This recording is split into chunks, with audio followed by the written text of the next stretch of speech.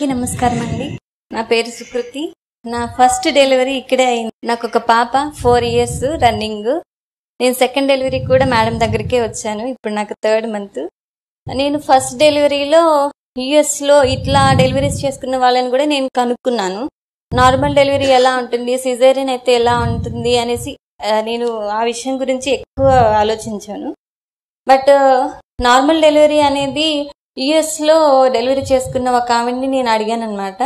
ఏమనంటే ఎలా ఉంటుంది నార్మల్ డెలివరీ, అక్కడ ఎలా చేస్తారు అని అడిగితే అక్కడ పెయిన్స్ తెలియకుండా నార్మల్ డెలివరీ బాగా చేస్తారు అని చెప్పారు.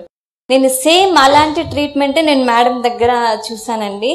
పెయిన్స్ అనేవి ఎక్కువ తెలియకుండా, పెయిన్స్ తెలుస్తాయంటే తెలియకుండా అయితే మన బేబీ సేఫ్గా అయితే రాదు. సో లైట్గా పెయిన్స్ అయితే తెలుస్తాయి, కానీ చాలా తక్కువ పెయిన్స్తో ఈజీగా నార్మల్ డెలివరీ చేసుకోవచ్చు మేడం దగ్గర. అలాగే బేబీ విషయంలో కూడా అండి, నేను మిగతా బేబీస్ని నా బేబీని కంపేర్ చేస్తే నా బేబీ నిజం చెప్పాలంటే చాలా తెలివిగానే బాగా బ్రైట్గా ఆలోచిస్తుంది. తన వయసు కంటే కూడా ఎక్కువ ఆలోచిస్తుంది అనిపిస్తుంది. నా ఫ్యామిలీ మెంబర్స్ కూడా అదే చెప్తారు. ఎట్లా ఎగ్జాంపుల్ చెప్పండి, మీ బేబీ ఎట్లా?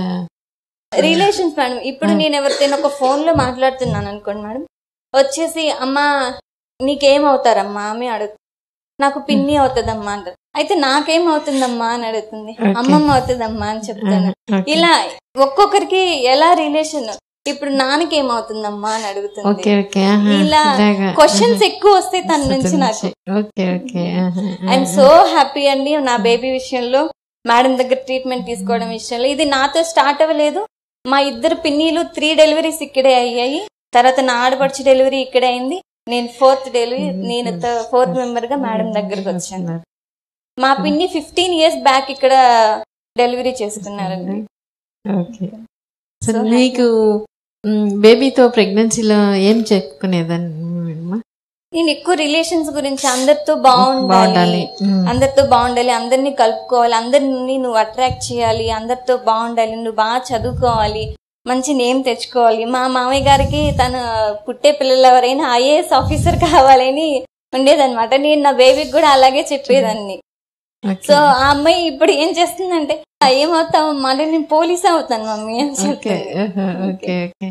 సో ఇప్పుడు అందరితో కలిసి ఉండడం అన్ని బాగుంటాయి. అందరూ భవిక, పాప పేరు భవిక అండి. పాప ఎప్పుడు వస్తుంది, భవిక ఉంటేనే హ్యాపీగా ఉంటుంది అక్కడ అనే ఫీల్ తో ఉంటున్నారు కదా. ఓకే, చాలా సంతోషం. థ్యాంక్స్.